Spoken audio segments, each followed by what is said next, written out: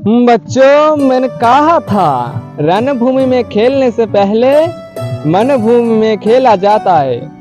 तो भाई कालकेर मैचটা what a match bro, what a match भाई। अभिषेक शर्मा भाई साहब 47 বলে সেঞ্চুরি ভাই, 47 বলে সেঞ্চুরি করে অভিষেক শর্মা।